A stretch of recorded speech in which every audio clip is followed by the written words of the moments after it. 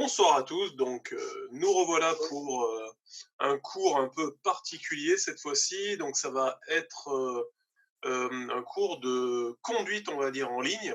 Donc, il va s'agir de pouvoir expliquer, donc, comme le titre de la leçon l'indique, pourquoi la compétence 1. Alors, on parle de compétence 1, pourquoi? Étant donné qu'il y en a 4. Donc, assez résumé, la compétence 1, 2, 3, 4, tu peux résumer très rapidement, ça va être. Alors, aujourd'hui, compétences, pourquoi on appelle ça des compétences? Alors, il y a eu un moment donné avec la formation qui a changé il y a quelques années, on appelait ça des étapes, hein, forcément. Et là, maintenant, on appelle ça des compétences. Alors, pourquoi? Parce que c'est les compétences qu'il va falloir acquérir pour être un bon automobiliste et pour pouvoir passer le permis de conduire.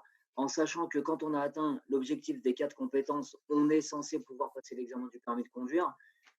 Il faut savoir que même quand vous aurez votre permis de conduire, vous restez quand même des conducteurs débutants.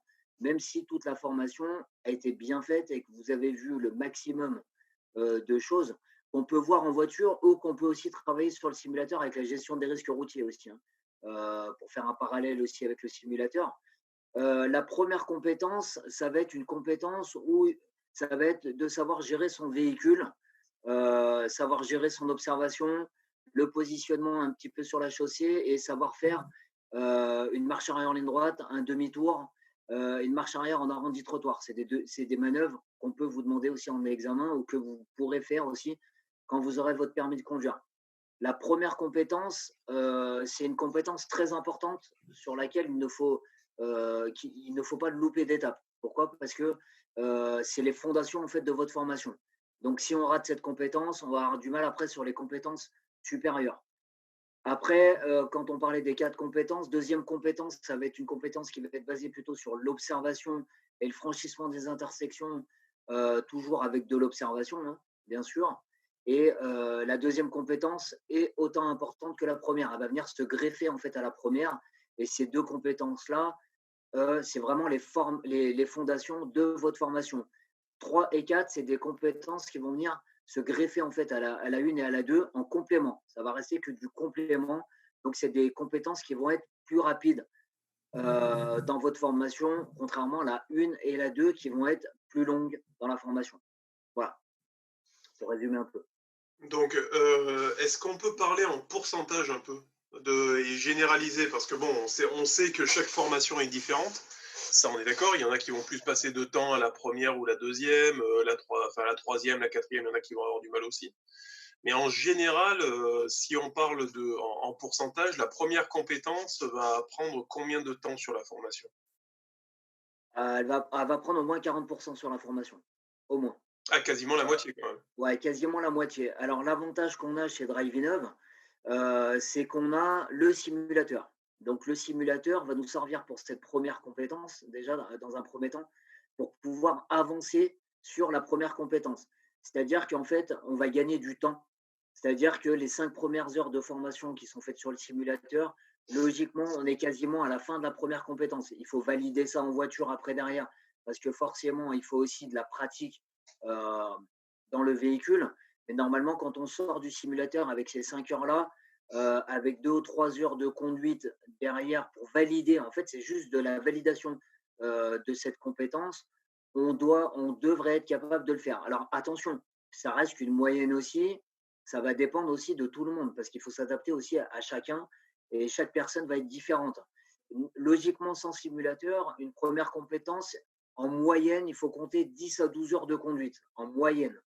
Aujourd'hui, avec le simulateur, on peut aller, on va dire 7-8 heures maximum de conduite, mais c'est vraiment un grand maximum dans la majeure partie des cas. Après, bien sûr, quand on va travailler sur le simulateur au début, on va travailler étape par étape comme on le ferait en voiture, sauf que là, on gagne du temps parce que votre formation, vous commencez votre leçon à l'heure et vous la finissez à l'heure, contrairement en voiture où il faut aller chercher un parking pour se mettre en sécurité. Là, vous l'êtes déjà, donc on gagne du temps sur l'heure de conduite. Et derrière, une fois qu'on arrive en voiture, il y a juste à checker, si on peut dire, vraiment les compétences qu'on a acquis sur le simulateur. Voilà. Et donc là, on arrive justement au début de la feuille de l'enseignant. Donc pour jouer en toute transparence avec vous, hein, on vous montre la feuille de suivi de l'enseignant, ou la leçon 1, alors on dit bien, on parle en leçon, on ne parle pas en heure, parce que Ouais, ça va dépendre de chacun. Mais ça, c'est important de bien le souligner, Johan, de bien parler toujours en leçon et pas en heure. Parce que souvent, on dit, j'ai fait 3 heures, mais ça équivaut pas réellement à ce qu'on a fait en leçon. La leçon, c'est vraiment les thèmes travaillés et surtout les thèmes acquis. C'est surtout ça qui va être important. exactement. Là, en fait, le rôle de la première leçon, ça va être de valider ce qui a été vu sur le simulateur. Aujourd'hui, le simulateur de conduite, s'il est fait correctement, j'insiste bien là-dessus, si vous le faites avec sérieux, vous êtes supposé gagner du temps. Voilà. Si après vous le prenez à la légère, si vous vous dites c'est un jeu vidéo, c'est machin, c'est chose, ça ne fonctionnera pas. Je vous le dis de suite. Le seul effet qu'il y aura, c'est que vous allez perdre du temps. Derrière, il va falloir rajouter des heures et vous allez perdre de l'argent. Voilà, c'est aussi simple que ça. Donc il faut vraiment le prendre avec sérieux, il faut vraiment être attentif, bien écouter et mettre en application. Donc derrière la première leçon, ça va être quoi? Vérification de l'installation au poste de conduite. Ben là, j'ai envie de dire, je vous renvoie vers la vidéo sur la chaîne YouTube de l'installation au poste de conduite que tu as faite sur simulateur et en voiture. Voiture, les deux, les deux. Parce qu'il y a des petites différences, comme l'appui-tête, par exemple, sur le simulateur. Bon, ben voilà, sur certains, il ne se règle pas. Sur certains, il se règle, d'autres, ils sont coincés parce qu'il y a une barre qui tient la ceinture de sécurité, etc. Bon, bref, vous avez ça. Vous avez aussi le fait de monter et baisser son siège, vous ne l'avez pas non plus, etc., etc. Encore une fois, ce sont des détails. C'est pas ça qui doit vous permettre d'avancer convenablement ou pas. C'est deux détails, il suffit de corriger ça légèrement en voiture, c'est tout. D'accord? Utilisation des principales commandes. Alors, ça c'est pareil.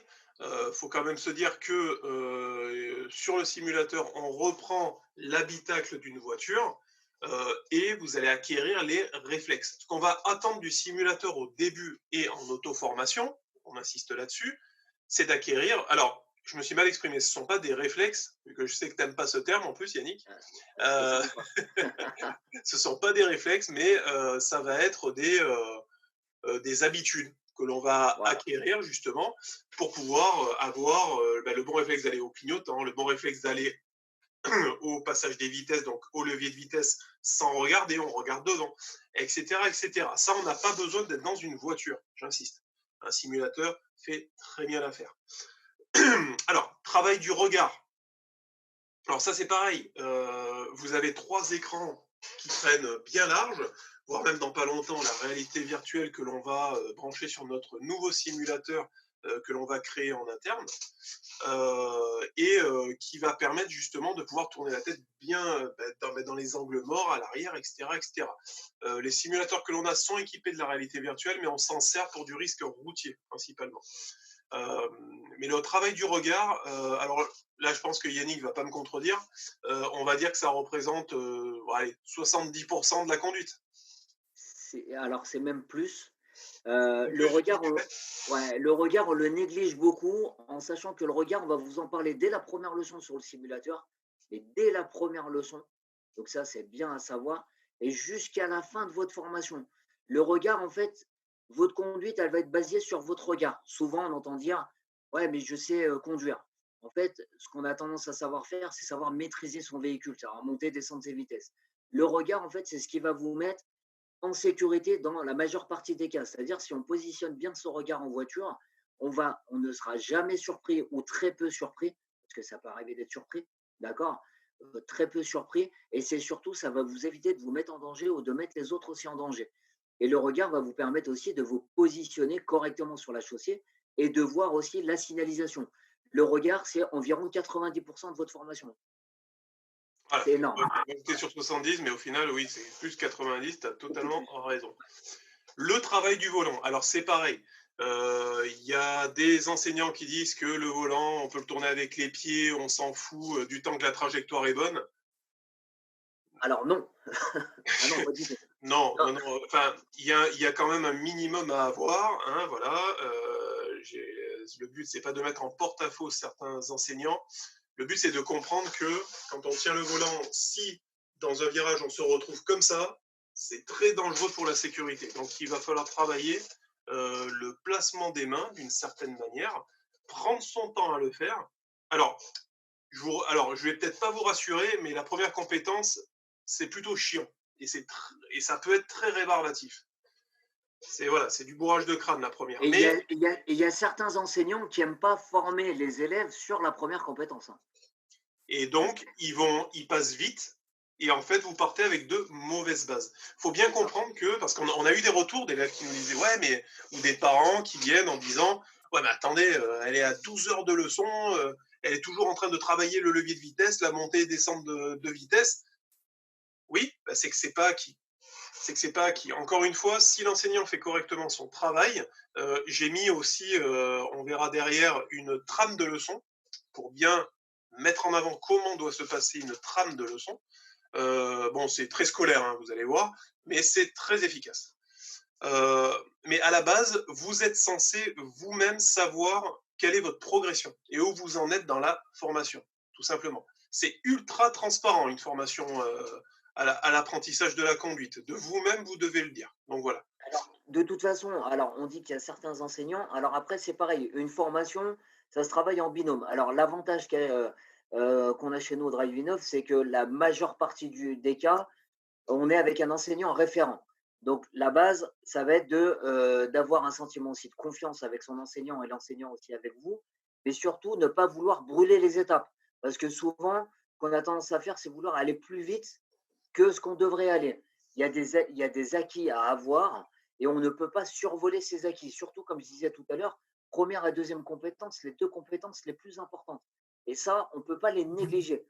La première compétence, ça va être toute la base de votre conduite. Et là, c'est surtout à ne pas négliger, mais surtout, donc ça va être à l'enseignant aussi de vous le faire comprendre, mais c'est surtout aussi à vous. Et de toute façon, vous allez, comme Johan disait, vous allez le voir automatiquement à la fin d'une leçon, parce que chaque leçon, vous savez où vous en êtes, si vous avez progressé ou pas, et sur quel point vous avez progressé. Et on appelle ça de l'auto-évaluation, parce que l'enseignant va vous évaluer, mais vous allez faire une auto-évaluation de votre formation aussi, et de votre leçon de conduite. Donc ça, c'est important aussi à souligner. Et dites-vous bien que par rapport à une formation que vos parents ou même des personnes qui ont une génération de retard, on va dire entre guillemets, par rapport à vous, vont vous dire, ça va être aussi les remarques, oui, moi, voilà, j'ai pris que 10 heures, j'ai passé le permis, je l'ai réussi. Bon, déjà, souvent, ça va être une petite légende, le coup des 10 heures et je vais passer le permis, ou des 5 heures, je vais passer le permis. Mais bon, outre ça, oui, c'est vrai qu'avant, les gens passaient le permis avec moins d'heures. Pourquoi? Il n'y avait pas les Encore 20 une heures. fois, comment? Il n'y avait pas les 20 heures obligatoires à une certaine époque. Alors, il n'y avait pas les 20 heures minimum obligatoires. Alors, ça a été imposé, ça aussi, parce que pendant une époque, le gouvernement se rendait compte que c'était une profession où il y avait un peu de black, n'est-ce pas? Ouais. Que les personnes passaient le permis avec 5 ou 10 heures déclarées, mais qu'en fait, ils en faisaient 30. Voilà. D'où les 20 heures minimum obligatoires. Ne cherchez pas plus loin. Ça, voilà, c'est c'est rien d'autre. Sauf que ça n'a pas Exactement. évolué. En moyenne, en France, il faut en moyenne 32 heures pour passer le permis à l'heure actuelle. Je dis bien en moyenne. Alors Euh, après, ouais, en moyenne, après, ça dépend des départements et des endroits. voilà, c'est Euh, vraiment la départ. Voilà, ça va être à Lyon, ça va être bien plus. Ben, c'est d'ailleurs la à ville Lyon, de France où c'est en moyenne 45. le nombre d'heures le plus élevé. C'est 45 en moyenne sur Lyon. Voilà, donc vous voyez, il y a vraiment une grosse différence. Et Chambéry et Valence, il n'y a pas trop de différence. On est sur 32 heures en moyenne. Et Voilà, sur Saint-Étienne, on est à peu près, c'est équivalent à Saint-Étienne. ben voilà, tout simplement. Donc, en gros, alors pourquoi il y a eu une différence? C'est-à-dire qu'on est passé de 20-25 heures à du 32 heures en moyenne, on va dire. C'est tout simple, c'est qu'il y a de plus en plus de monde sur les routes, sauf que les infrastructures n'ont pas tellement évolué en fait pour accueillir autant de monde. Et en plus de ça, la sécurité routière demande d'être formée au risque routier à l'heure actuelle. C'est-à-dire, on ne va pas vous demander de simplement déplacer un véhicule, mais c'est vraiment de pouvoir éviter au maximum les risques. L'utilisation des nouvelles technologies également, le fait de pouvoir avoir les compétences de base si vous arrivez sur un accident, donc ça aussi, on va vous demander lors des vérifications, plus de vérifications extérieures et intérieures qu'avant, etc., etc., etc. Ça va très vite, hein. Ça va très vite. Bah, en fait, on s'est rendu compte à une époque, alors c'est arrivé à partir de 92 où on a 1992 où on a commencé à densifier la formation quand le PNF est arrivé, donc le Programme national de formation, donc avant le REMC que vous allez tous connaître maintenant. Euh, on s'est rendu compte qu'il y avait beaucoup de gens, alors qui passaient l'examen du permis de conduire et qui l'avaient, mais qui manquaient certaines bases au niveau de la conduite. Et donc, ça impliquait forcément beaucoup plus d'accidents matériels aussi derrière. Et la sécurité routière a voulu renforcer ça. Et ce que je trouve euh, totalement bon, parce qu'on s'est retrouvé avec des meilleurs résultats dans la formation et, euh, et aussi au niveau de l'apprentissage et beaucoup moins d'accidents matériels ou voire mortels aussi après les formations, hein. Voilà, donc c'est pour ça que c'était une bonne chose. Et avec le REMC, on a continué à augmenter un petit peu le niveau pour éviter ça aussi. Alors, comme tu disais, avec les nouvelles technologies, avec le REMC, Ah, alors attends, ça lag un peu là. On n'entend pas terrible du coup. vous m'entendez mieux, hein? Tu Ah, m'entends ça y mieux? est, on t'a récupéré. Vous m'avez récupéré. Ouais. Non mais Euh, on a à peu près entendu, donc en gros, enfin c'était surtout la dernière phrase en fait hein, qu'on n'a pas entendu. que ça a été densifié un petit peu la formation et qu'aujourd'hui, ça a été un bon point parce qu'on se rend compte que maintenant, même avec le REMC, on, on s'est rendu compte il y avait beaucoup moins d'accidents matériels ou mortels après. Alors, démarrer et s'arrêter. Bon, c'est pas simplement bouger le véhicule, hein. C'est pas simplement ça. Ça, très clairement, je pense que vous avez Yannick qui vous met dans une voiture et qui se met à côté. En 5 minutes top chrono, vous pouvez démarrer, arrêter un véhicule. Bon, ça va être du n'importe quoi, mais vous pouvez le faire. Là, ça va être démarrer et s'arrêter avec précision. Voilà. Et Il est surtout, totalement différent. exactement. Et on parle démarrer, s'arrêter. Alors, c'est quelque chose que qu'on va travailler sur le simulateur, bien sûr, avec précision, parce qu'avec le simulateur, on peut le travailler. On va travailler la précision du démarrage, parce que ça, c'est important. Et on va travailler aussi sur la vitesse du démarrage, parce que le démarrage, au début, on sait très bien que le démarrage, on va travailler progressivement. Le démarrage va être plus ou moins lent au départ, et après, au fur et à mesure du temps, il va être beaucoup plus rapide. L'avantage du simulateur, c'est qu'on va, encore une fois, gagner énormément de temps parce que quand on va arriver en voiture, on devrait savoir le faire. La différence qu'il va y avoir entre le simulateur et la voiture, c'est simplement ce qu'on appelle aujourd'hui le point de patinage. Voilà, qui risque de changer un petit peu parce que c'est pareil quand on change de véhicule, n'importe quel véhicule qu'on prend, le point de patinage change sur certains véhicules. Mais c'est tout ce qui va changer. Et après, au fur et à mesure du temps, on va démarrer beaucoup plus rapidement. Donc, il va y avoir la précision du démarrage, mais il va y avoir aussi et surtout la précision de l'arrêt. Et en sachant qu'en examen du permis de conduire, on est évalué sur cette compétence-là, sur la précision de l'arrêt. Alors, à savoir aussi que on a régulièrement des personnes, alors non, non pas des élèves, hein, les élèves s'adaptent très bien, mais ça va être des personnes expérimentées qui vont monter sur le simulateur quand on va faire des formations en entreprise, par exemple, avec des conducteurs expérimentés, en disant, enfin c'est une remarque assez régulière, hein, en disant, oh là là, mais c'est pas du tout comme ma voiture. Oui, c'est pas du tout comme ta voiture. Et ouais, on n'a pas les vraies sensations. Donc, on peut aller jusqu'à un accident mortel. Donc, on évite d'avoir les mêmes sensations. Voilà. C'est C'est mieux. juste ça, il faut l'avoir en tête. Après, on ne cherche pas à faire des sensations fortes. Ce qu'on recherche, c'est avoir quelques sensations pour avoir le petit choc qui va nous faire réagir et qui va activer le cerveau reptilien pour apprendre une bonne fois pour toutes ce qu'on doit faire. Mais c'est tout ce qu'on recherche. En fait, c'est pas un manège. On ne recherche pas les mêmes sensations que l'on va avoir pour l'accélération, pour la décélération. C'est pas ça qu'on recherche. On recherche d'avoir des sensations.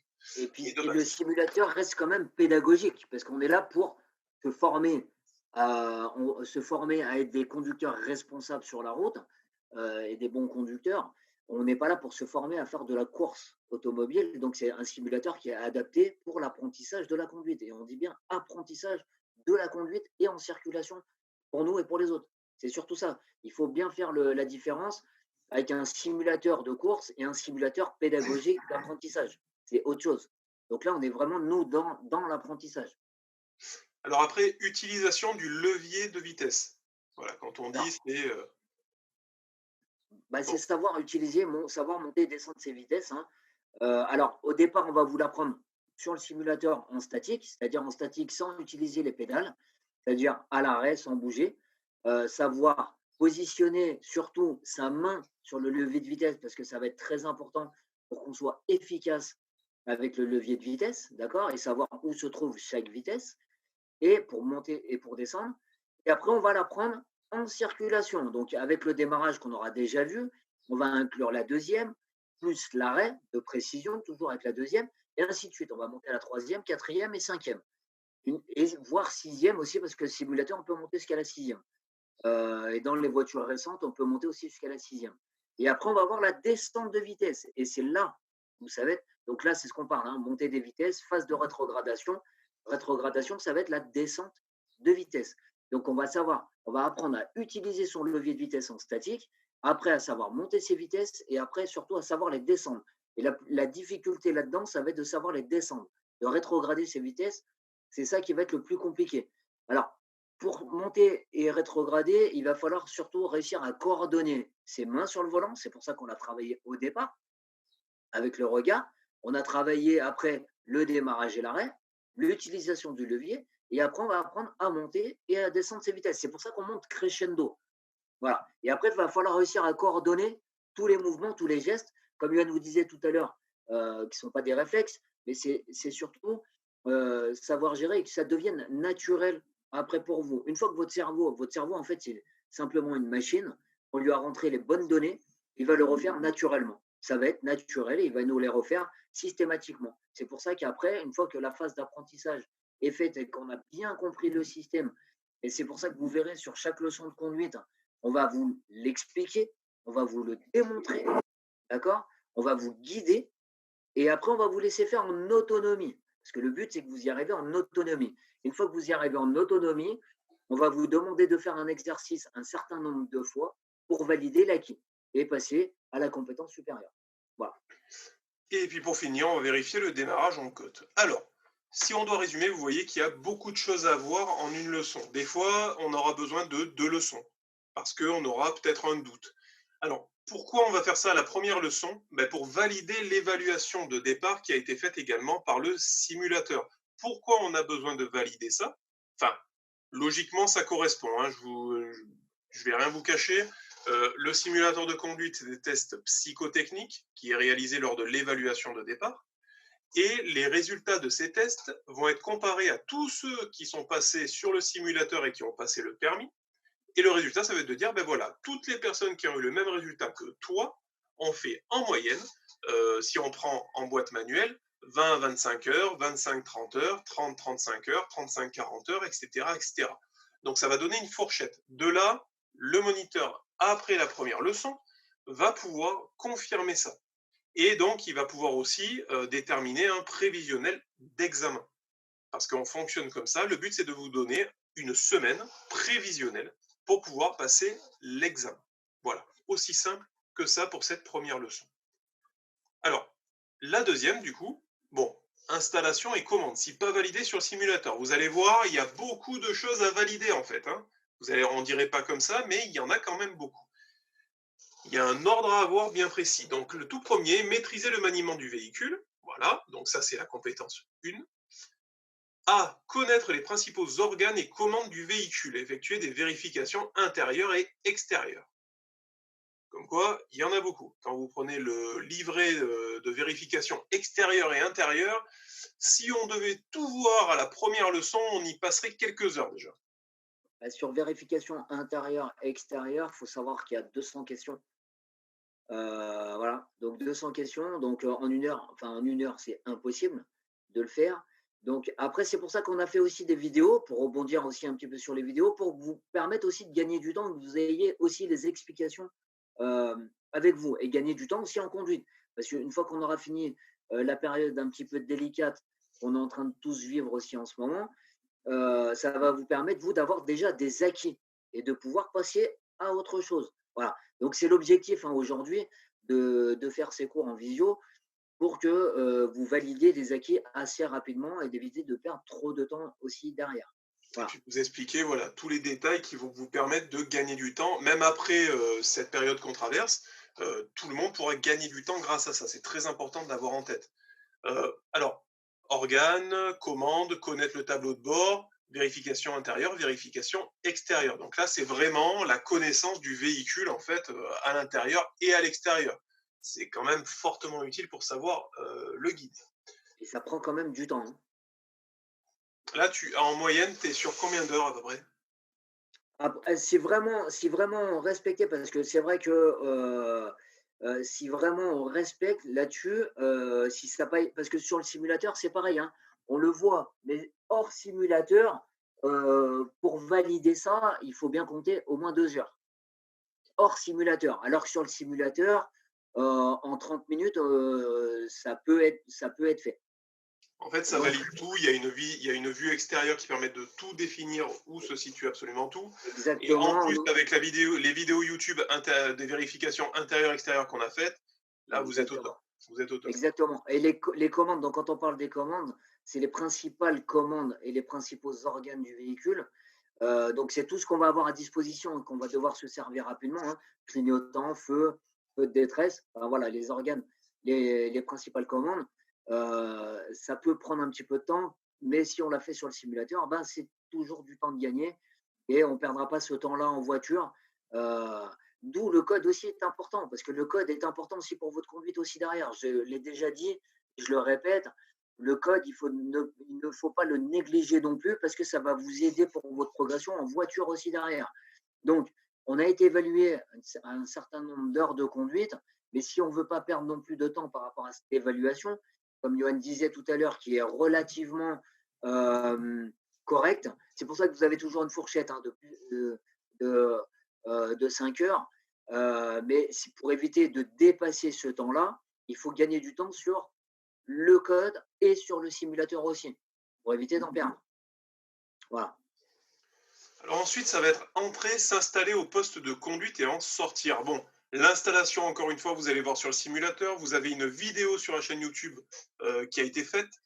Pareil, simulateur et en voiture. On a fait les deux justement pour bien tout expliquer. Alors, prendre des précautions en montant en voiture.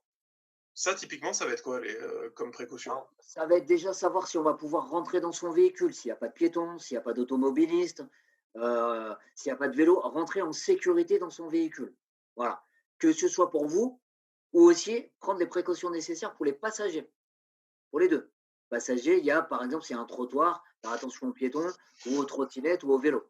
Voilà, Ouais, c'est il toutes faut les faire précautions. attention si par exemple on est garé en créneau, donc sur le côté de la chaussée, qu'il y a des véhicules qui arrivent, d'attendre qu'un véhicule passe avant d'ouvrir la portière, tout simplement.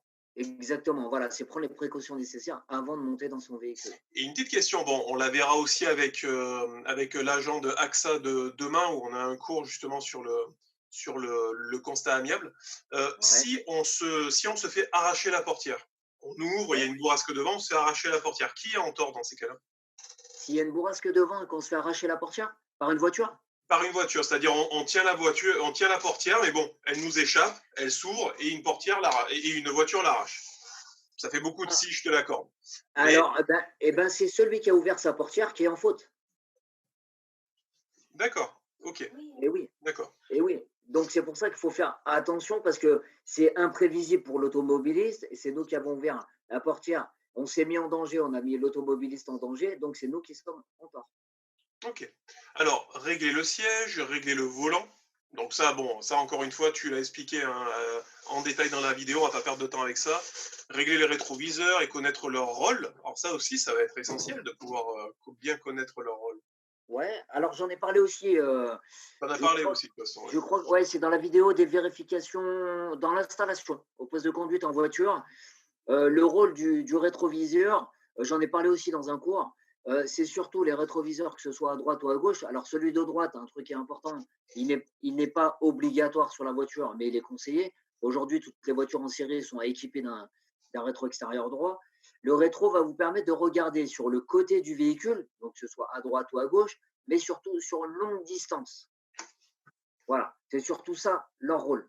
Donc c'est pour ça qu'il faut qu'il soit bien réglé pour qu'on ait un maximum de visibilité et qu'on ne soit pas surpris par un automobiliste qui pourrait arriver de la droite ou de la gauche, ou un vélo, ou un deux roues, hein, un moto, ou un sidecar, par exemple, hein. Il n'y a pas de souci là-dessus. Et en sachant que maintenant, sur certaines voitures, il y a des détecteurs d'angle mort, parce que bah, bien évidemment, l'angle mort, on ne peut pas le voir avec le rétroviseur, d'où la nécessité de tourner la tête. Mais il y a également des rétroviseurs qui ont une petite loupiote qui va s'allumer dès qu'il y a quelqu'un dans notre angle mort. Ouais, Donc, donc, c'est une aide à la conduite, et j'insiste bien là-dessus, et je pense que c'est très bien de, de mettre le doigt là-dessus. C'est une je aide suis à la d'accord. conduite, ça ne doit pas enlever le fait de tourner la tête, bien évidemment.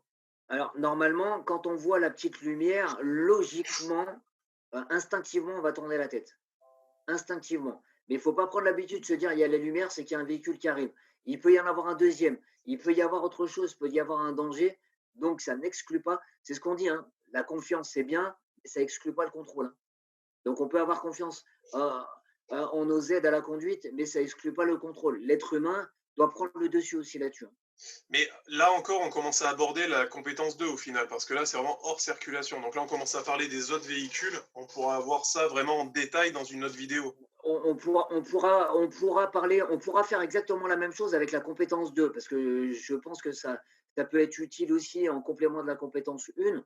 Bon, 3, 4, c'est un peu moins, parce on a parlé de certaines choses déjà dans des cours de code pour la 3, 4, mais comme l'éco-conduite par exemple, enfin des choses comme ça. Mais la première et la deuxième, ça peut être intéressant de faire des cours là-dessus. Donc là, comme pour la première, mais de le faire aussi sur la deuxième, parce que Ouais. c'est important de mettre le doigt dessus, hein. Alors, placer et boucler la ceinture de sécurité et connaître son rôle. Bon, son rôle, jusque-là, vous devriez le On la connaître. connaît, on doit le Euh, connaître. Par contre, faites bien attention le jour du passage du permis de conduire, ou même par la suite, de bien demander avant de partir si tout le monde a bien attaché sa ceinture de sécurité. Voilà. Alors, il y a des personnes qui m'ont demandé justement, est-ce qu'on peut se faire retirer des points si le passager n'a pas sa ceinture de sécurité? Est-ce que c'est le conducteur qui se fait retirer les points? Alors là, tout va dépendre. Si le conducteur, alors parce que là c'est pareil, si le conducteur a 18 ans ou plus, enfin le passager, je veux dire, le passager a 18 ans ou plus, à ce moment-là, c'est lui qui prendra l'amende et pas les points. Si on a un enfant de moins de 13 ans, qui a 13 ans révolus dans son véhicule, qui n'est pas attaché, là, nous, on va prendre en tant que conducteur amende et 3 points.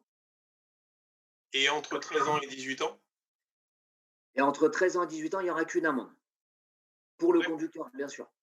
Pour le conducteur, ok, d'accord. Ok, Ouais. bon, mais ça au moins, c'est dit. Connaître l'ordre d'installation au poste de conduite. Donc là, je vous invite encore une fois à voir la vidéo que l'on a faite sur l'installation au poste de conduite qui explique bien les choses. Installer les passagers, connaître l'influence qu'ils peuvent avoir sur le conducteur. Alors, c'est pas. Et ça fait des choses qui ont été rajoutées par rapport au PNF ou ça existait déjà par rapport à l'ancienne version du plan national de formation. Non, c'est des choses qui existaient déjà. Euh, Parce que ce qui serait alors, bien, c'est de faire un point par la suite, mais là, on va juste continuer. Mais c'est vrai de faire un point avec la différence entre le PNF et le REMC, justement. ouais, ouais, pas de problème. Pas de Ça problème. pourrait, ça pourrait être sympa, ouais. Mais donc, alors, installer les passagers et connaître l'influence qu'ils peuvent avoir sur le conducteur, ça va être sur l'attention. Comme a dit Yannick, le regard et de pouvoir être attentif à ce qui se passe, ça représente 90% de la formation. Et ça, Donc, forcément, ça a été rajouté avec le REMC, ça. Tu vois. voilà, bah, très clairement, voilà. Charger correctement les bagages. Alors ça, pareil, vous le voyez au code. Ça, vous devez le savoir. Vous avez eu des questions dessus. Euh, voilà, quelque chose qui est mis sur la plage arrière, par exemple, c'est un projectile. Point. On peut le tourner dans tous les sens. C'est un projectile, ça peut vous tuer littéralement. Voilà. Même s'il n'est pas lourd à la base, avec le poids et avec l'impact, son poids va être multiplié. Donc, forcément, j'ai vu des parapluies, j'ai vu des boules de pétanque sur des plages arrière. Et là, concrètement, c'est un projectile et ça va vous tuer, hein. Voilà. Donc, Donc, on le met dans le coffre. prendre les précautions en descendant de voiture. Alors, pareil, la petite question, quand on descend de voiture en étant conducteur, on ouvre avec la main gauche la portière ou la main droite? Bah, avec le pied gauche. Avec le pied gauche. Alors, Alors, quand on est conducteur, on ouvre avec la main droite. Alors pourquoi? C'est tout simple, 6 jours avec la main gauche, c'est tout simplement que, je vais pas être forcé de tourner la tête et donc regarder s'il y a quelqu'un qui arrive, alors que 6 jours avec la main droite, je vais devoir me tourner et donc je vais regarder s'il n'y a pas quelqu'un qui arrive avant d'ouvrir ma portière et descendre de mon véhicule, tout simplement. Exactement. Et Tout quand on est simplement. passager, c'est avec la main gauche et on doit le faire systématiquement normalement. Et déjà avant de mettre la main sur, la commande pour pouvoir ouvrir la portière, on doit jeter un coup d'œil dans son rétro et son angle mort avant de descendre. Autre petit rajout, la main gauche dans ces cas-là, à quoi elle sert? Ça va servir à tenir la portière. Un exemple tout bête, si vous commencez à ouvrir, mais sans tenir la portière, qui a une bourrasque devant, alors, à Valence, vous allez bien savoir de quoi je parle, là, parce que là, il y a du vent en continu. C'est le Mistral gagnant, monsieur. Donc, au final, vous pouvez avoir la portière qui va s'ouvrir d'un coup, et là, vous allez provoquer un accident. Donc, vous tenez la portière, vous ouvrez, vous tournez la tête, et là, ça ira tout seul, tout simplement. Alors ça, bon, il s'agit de nos fiches de suivi. On a fait quelque chose de personnalisé pour être transparent avec les gens, pour être au maximum, que ça soit explicatif au maximum, en fait. Tac, alors, leçon 3, le travail du volant. Donc, encore une fois, si pas validé sur le simulateur, ça va dépendre de la première leçon, vous l'aurez deviné, j'en suis sûr. Tenir, tourner le volant et maintenir la trajectoire. Donc, alors, sur le simulateur, vous allez voir tenir le volant en ligne droite. Alors, c'est pas simplement attraper la couronne, c'est pas ça. Ça va être l'attraper correctement. Comment on attrape correctement un véhicule, enfin un véhicule, le volant d'un véhicule. Alors déjà, les mains 10h10, 9h15, toi t'en penses quoi? Alors, moi, je suis alors, le 10h10, le 9h15 ne me gêne pas. Je suis plutôt adepte du 10h10. Alors, pourquoi on parle de 10h10? C'est en fait votre couronne, vous la prenez comme une horloge.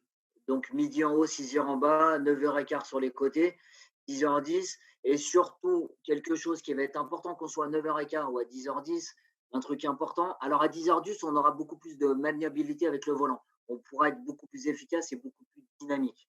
Et après, ça, c'est pas très grave. C'est surtout les pouces, toujours les avoir à l'extérieur du volant, Mmh. sur la couronne, et jamais les avoir à l'intérieur. Je les vois, j'ai vu des vidéos de certains enseignants qui ont fait des vidéos sur le volant avec des élèves avec le pouce à l'intérieur. Et ça, hors de question. On ne doit pas le faire. Alors pourquoi? Tout simplement, c'est en cas de choc, ça peut vous casser les pouces, tout simplement. Donc vos pouces, vous y tenez, donc les pouces toujours sur la couronne, toujours. Et on peut avoir certains BAFM Pélican, d'ailleurs, hein, Euh, qui ont Sauf pu dire ce genre et, de et bêtises. alors, et moi, en tant qu'enseignant en voiture, c'est le genre de compétences, le genre de travail sur lequel je ne néglige pas. Pourquoi? Parce que c'est super important. Et surtout à ne pas négliger ça. Alors, tourner sans déplacer les mains sur la couronne. Alors, le but, encore une fois, donc la couronne, vous l'aurez compris, c'est le contour du volant. Alors, le but, c'est pas de, voilà, c'est pas de jouer avec le volant. Ça va être d'être efficace. Ce qu'on va chercher à acquérir, c'est cette efficacité quand on veut conduire. Tu me dis, hein, je parle sous ton contrôle, Vas-y, vas-y, je je contrôle. suis le jeune padawan. Oui, oui, boss. Vas-y, boss. Donc, ça va être, dans certains cas, de tourner le volant, mais sans bouger les mains sur la couronne. Ça va être des courbes légères, on va appeler ça. C'est ça? C'est ça, c'est ça. Ensuite, tourner avec un simple déplacement des mains. Alors, ça c'est pareil, ça va être de monter les mains et on va tourner simplement. Ça va être ça. Pour un virage classique. Voilà, classique. Et quand ça va commencer à aller trop loin, qu'est-ce qu'on va faire? On va monter, on va descendre, et quand ça va trop loin, on ramène et on fait le fameux chevauché. Il y a Jacques d'ailleurs, un des deux fondateurs du groupe, qui. Alors, pour la petite histoire, les deux fondateurs, c'est Jacques et Daniel. Donc, quand vous réussissez le permis, vous ramenez la bouteille de Jack Daniels. C'est À normal. Valence. Et à Valence. Donc, quand vous faites le chevauchement des mains, pensez, il y a une image qui marque bien, c'est comme si vous montez à la corde. Ben là, c'est pareil. Voilà, tac. Voilà, vous chevauchez les mains. Donc, j'avais cette image en tête qui était pas mal, justement, et ça parle bien. Donc, c'est pour ça que je me permets de la partager avec vous. Et, et là, on parle de chevauchement, d'accord, des mains. Souvent, on me dit, oui, mais quand je chevauche, je vais les avoir croisées. On m'a toujours dit de jamais les croiser. Alors, on va les croiser, mais tellement rapidement que ça ne se verra pas. Et une fois qu'on a fini la manœuvre, on doit se retrouver toujours en position initiale, hein, de 10h10, pas une main en dessous. Enfin, voilà, on doit se retrouver toujours en position initiale. Et les mains toujours en haut du volant et jamais en bas. Et maintenir la trajectoire en sachant placer le regard. Vous voyez, ce regard, il va vous poursuivre tout au long de la formation. Très clairement, vous allez voir, quand vous marchez, faites-le chez vous. Vous mettez debout quand vous marchez. J'ose espérer que vous ne regardez pas vos pieds, vous ne regardez pas les pieds de table pour vous dire, tiens, est-ce que je passe, est-ce que voilà. Pourquoi? Parce que vous avez appris à le faire. Enfin, j'ose espérer en tout cas. Vous Et le regardez chevauchement, là où vous allez. c'est toujours ça. C'est quand on marche, on prend toujours l'exemple de quand on marche. Quand on marche, on regarde droit devant, pas sur le portable ou pas sur ses pieds. On regarde toujours là où on va et là où on veut aller. Et en voiture, c'est exactement le même principe. Et votre véhicule ira toujours à l'endroit où vous regardez. Si vous regardez un arbre, vous irez dans l'arbre, tout simplement. Alors après, ce qu'il faut comprendre aussi, c'est que c'est pas que les élèves sont bêtes ou n'importe, ça n'existe pas. Un élève bête, ça n'existe pas. L'enseignant doit s'adapter aux difficultés de chaque élève. Point. C'est aussi Exactement. simple que ça. Ce qu'il faut comprendre, et c'est normal, c'est que vous avez un véhicule imposant. Donc au début, vous allez avoir un peu peur parce que vous n'allez pas avoir les bons repères. Voilà, parce qu'on va parler de repères, hein. Et puis vous allez avoir l'impression d'accrocher. Mais c'est normal. C'est normal, vous n'êtes pas né avec une voiture. Ou alors, c'est un peu bizarre comme naissance. Mais après, voilà, ça dépend, Ouais, pourquoi pas. Voilà. c'est un peu Mais, chelou quand même. mais, le, mais le regard, très, très, très important. Donc voilà. La leçon 4, savoir doser accélérateur, ralenti, frein. Alors ça, très important aussi. Bah, oui, on parlait tout à l'heure, le démarrage et l'arrêt et Là, après on y est. Démarrer et voilà, s'arrêter. voilà, Typiquement, voilà. on en Alors, parlait tout à l'heure. vérifier si l'espace est libre pour démarrer. Alors, ça paraît bête, hein, ça paraît vraiment bête, hein, mais il y a des conducteurs expérimentés qui peuvent se faire exploser l'avant de la voiture parce qu'ils n'ont pas vérifié que devant, il n'y avait rien. Et ce sont souvent, ce sont ceux qui s'appellent les pilotes qui sont très bons pour ça. Ouais, sauf que nous, on ne forme pas de pilote, que Voilà, des conducteurs. on forme Ouais, des conducteurs, désolé. Donc, il faut vérifier ça. Vérifier aussi qu'il n'y ait pas un enfant qui traverse juste devant, qu'il n'y ait pas quelqu'un qui gêne justement le bon déroulement de la manœuvre. Enlever et remettre l'antivol de direction. Alors, pour ceux qui ont eu des scooters, par exemple, on va prendre ce comparatif, vous avez un Eman qui empêche le guidon de revenir. Là, c'est pareil. Vous avez le volant qui va se bloquer quand vous n'allez pas avoir de clé. Alors, j'aime bien parce que je fais le schéma de la clé que tu tournes, alors que maintenant, c'est que des cartes où il n'y a même plus de cartes. Bon. ouais et ça va, tu as dit pour ceux qui ont un scooter, parce que pour ceux qui ont volé un scooter, ça va. Parce que ça aurait pu le faire aussi, hein. Donc, en gros, c'est ça, c'est de se dire comment cet antivol de direction va s'enlever. C'est très simple. Si vous avez une voiture à clé, vous allez simplement jouer avec le volant et tourner la clé. Voilà, ça va se faire tout seul. Et si c'est une carte, vous allez simplement mettre la carte, ou alors juste poser la carte, hein, il y a des véhicules qui sont comme ça, et appuyer sur le bouton Start. Et le volant va se débloquer tout seul. Voilà. Comme quoi, c'est relativement simple. Mais en sachant que certains élèves, des fois, en ayant progressé dans la formation, ne l'ont jamais vu. Donc ça, c'est important aussi de le voir, très rapidement pour pas qu'on soit surpris quand on met la clé dans le contact ou la carte. Voilà, Exactement. ça peut surprendre au départ. Alors, mettre le moteur en marche et à l'arrêt, bon, ça, vous allez le voir en même temps, hein, très clairement, on ne va pas y passer 100 ans. Démarrer sur terrain plat.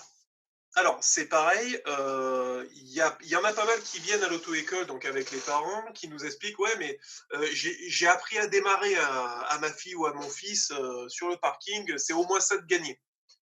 Sauf que il y a un ordre. Voilà, il y a un ordre, il faut que ce soit mis en place d'une certaine manière. Alors, après, c'est pareil, là, je vais plus te laisser parler toi, parce que c'est toi l'expert, là, parce que je risque de dire des sottises, mon cher Jamy. Merci, merci. Donc, quand on parle de démarrer sur le terrain, tout à l'heure, je parlais un petit peu de ce point de patinage. Donc, on va apprendre à travailler déjà dans un premier temps sur le point de patinage, savoir, parce qu'en réalité, son véhicule, surtout si c'est un diesel comme nous on utilise Alors, souvent en auto-école. petit aparté sur le point de patinage. En fait, si vous voulez, vous avez un embrayage qui va fonctionner avec deux disques, les disques d'embrayage. Un qui est relié au moteur, l'autre qui est relié aux roues. Je fais très simple, hein. Et vous allez avoir le moteur qui va faire tourner l'embrayage. Et ensuite, donc là, vous avez l'embrayage qui est appuyé. Donc vous avez la pédale d'embrayage qui est appuyée à fond. Et donc le disque n'est pas en contact. Le moteur tourne, le disque relié au moteur tourne. Et au plus vous allez relâcher la pédale d'embrayage, au plus l'autre va se rapprocher. Et en fait, ce point de patinage, il est là. C'est-à-dire que quand ça tourne et quand ça se touche, c'est le moment où C'est le les deux contact. disques vont commencer à se synchroniser. C'est le contact et après ils vont faire plus qu'un. Donc deux disques, ils vont réussir à faire plus qu'un pour pouvoir lancer le véhicule. Voilà. Et c'est pour ça qu'on dit souvent qu'il faut compter jusqu'à... Alors, 0, 1, 2, 3 ou 1, 2, 3, 4. Bon, vous comptez 4. Voilà. Il y a 4 temps pour laisser le temps au disque de se synchroniser. Voilà, je veux vraiment insister là-dessus. Par contre, quand vous êtes lancé pour la suite, parce que j'en vois sur le simulateur qui le font de temps en temps, vous n'avez plus besoin de cette synchronisation. Vous êtes déjà en train de rouler. Donc vous changez de vitesse, vous débrayez, donc vous descendez la pédale, aussi un petit moyen, hein, débraille, descente. Voilà. Je descends la pédale et donc je passe la vitesse et j'embraye directement. Il y a plus besoin d'avoir cette synchronisation. Voilà. Désolé pour la petite parenthèse que je trouvais. C'est pas grave. Moi, j'aurais fait une chaîne cinématique directe, mais bon, là,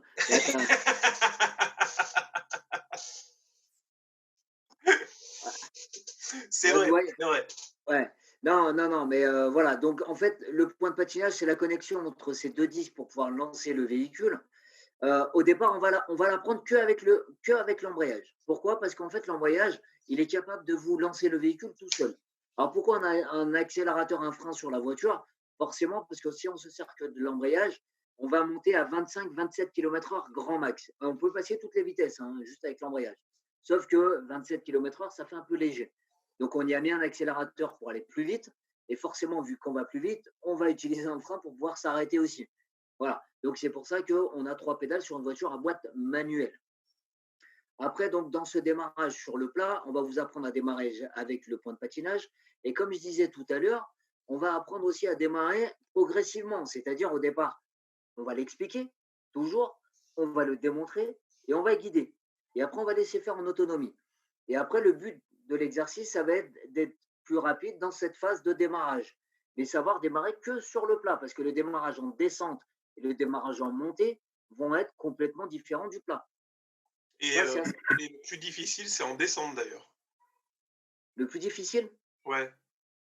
Ça va être en descente, oui, parce qu'en fait, le véhicule, si on lâche le frein, il va être entraîné directement par la descente. Donc, il va falloir jouer très rapidement avec le contact de cet embrayage pour pouvoir réguler la vitesse de la voiture. Ok. Après, souvent, on me parle du démarrage en côte, mais le démarrage en côte, avec ou sans frein à main, parce qu'il y a le démarrage en côte avec la phase frein à main et sans le frein à main aussi. Il y a les deux. Sauf que là, sur la descente, ça va être plus complexe parce que le véhicule va être entraîné directement. Il va falloir le stabiliser le plus vite possible. Et là, c'est là où ça va être plus complexe. Ouais. D'ailleurs, on voit que dans le REMC, dans cette partie-là de démarrer et s'arrêter, on a le démarrer en montée, juste ici, donc en case 6. Remettre rapidement en marche arrière le moteur après calage, en marche arrière, tout va bien. Remettre rapidement en marche le moteur après calage et identifier les causes. Et uniquement quand on a vu ça, On fait le démarrage en descente. En descente, oui, parce que ça arrive à la fin, parce qu'il faut savoir déjà maîtriser ce fameux point de patinage, l'accélération. Il va falloir savoir le doser en montée et après, on va pouvoir travailler ça en descente parce que c'est la phase plus complexe. Donc, on va monter, comme on disait tout à l'heure, hein, de toute façon, toutes les phases, on va monter crescendo et forcément, le niveau de difficulté va augmenter aussi à chaque fois. Alors, Alors, l'avantage qu'on a aussi sur remettre rapidement en marche le moteur, l'avantage qu'on a chez Driving avec les Clio, c'est qu'on peut remettre le moteur très rapidement sans appuyer sur le bouton, juste en appuyant sur l'embrayage. C'est un avantage aussi, ça nous permet de dégager beaucoup plus rapidement. donc ça correspond aux véhicules équipés de start and stop d'ailleurs. Start and stop, ouais. Voilà, donc le, le truc c'est pareil. Alors, j'insiste sur un point. Vous êtes des conducteurs, des apprentis conducteurs. Voilà, même pas des. Enfin, vous débutez votre apprentissage. Les autres, non pas qu'on s'en fiche, mais très clairement, ça ne doit pas être votre problème. L'enseignant que vous allez avoir à côté, parce que j'ai cette question en me disant, oui, mais comment je vais me faire quand je vais me retrouver avec tout le monde, je vais paniquer, je vais machin. Vous avez un enseignant à côté qui va vous amener à des endroits où vous n'allez pas gêner. S'il vous amène à un certain endroit, c'est que vous avez le niveau d'y aller. Voilà, c'est-à-dire, Exactement. on n'est pas là pour se faire promener. Si un enseignant de la conduite a un diplôme qui dure quelques mois quand même, et s'il doit avoir un petit peu d'expérience quand même aussi pour être à l'aise, c'est pas pour rien. C'est que justement, il faut pouvoir avoir certaines compétences pour vous amener en confiance. La confiance est très importante dans l'apprentissage de la conduite. Alors maintenant, doser l'accélération et le freinage à diverses allures. Donc là, ça va être de savoir doser son accélération. Alors ça, c'est pareil. C'est quelque chose sur le simulateur, on le travaille aussi. Quand on parle de diverses allures, c'est déjà sur le démarrage, mais après sur la deuxième, la troisième, la quatrième et la cinquième. Savoir, parce que souvent on a dans sa tête en se disant, oui, en fait, je mets une vitesse pour aller plus vite.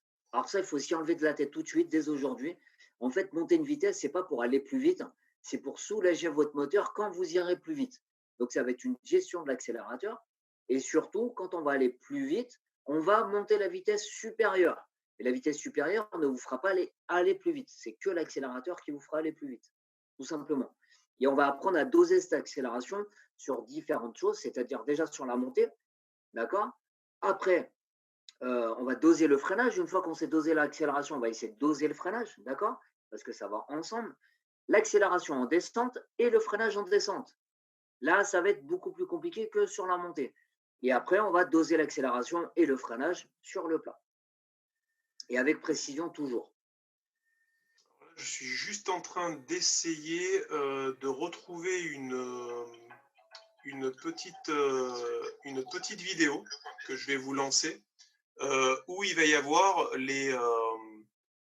où il va y avoir justement cette montée donc qui a été évoquée d'une certaine manière mais qui est assez parlante justement.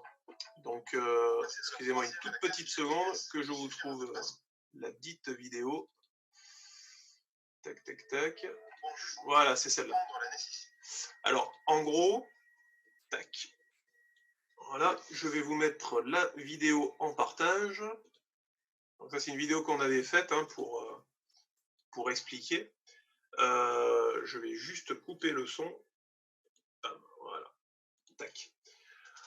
En fait, voilà, il y a alors toujours le même, hein, Jacques, qui nous parlait, qui nous faisait une petite comparaison avec une montée d'escalier, pour justement parler de la montée et de la descente de vitesse, pour vraiment avoir ce schéma et ce que dit Yannick, que de passer la vitesse, c'est pas ça qui vous fait aller plus vite. Et en fait, on va prendre là, ici, donc un escalier à 5 étages. Voilà, on est au premier, ben, on va accélérer, donc on va monter les escaliers, et là, arrivé au deuxième, je passe la deuxième. Ensuite, pareil, pour aller au troisième, je vais monter les escaliers, donc je vais accélérer, et une fois que je suis au troisième étage, ben, c'est que je dois passer la troisième. Et etc., etc., etc. Voilà. C'était simplement un petit un petit aparté justement par rapport à ça, parce que je trouvais que ça parlait bien par rapport à la situation. Voilà, simplement le petit aparté. Doser l'accélération en montée, doser le freinage en montée, doser l'accélération en descente, doser le freinage en descente. Et après, sur terrain plat. Et après sur terrain plat. Alors, c'est essentiel de savoir le faire, notamment en descente, encore une fois, avec le fameux frein moteur, d'ailleurs. Oui, et le frein moteur est important parce que souvent dans les grandes descentes, alors c'est pour ça qu'il arrive en dernier. Dans les grandes descentes en montagne, par exemple, on vous demande d'utiliser plus votre frein moteur. Alors, qu'est-ce que c'est votre frein moteur? C'est simplement faire ralentir son moteur parce qu'en fait, quand vous allez utiliser votre frein, vous allez ralentir la voiture en elle-même, la carrosserie, la caisse de la voiture. Le frein moteur, c'est ralentir son moteur. Et ralentir son moteur, ça va se passer avec l'embrayage.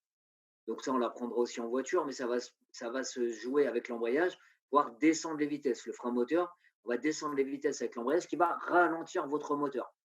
Donc déjà, on aura une phase de décélération avant, et après, on aura ça. C'est pour ça que dans les grandes descentes, il faut utiliser son frein principal et le frein moteur. Si on n'utilise que le frein principal, vous allez durcir vos plaquettes de frein et elles vont chauffer et on n'aura plus le même freinage et là, elles seront à changer automatiquement.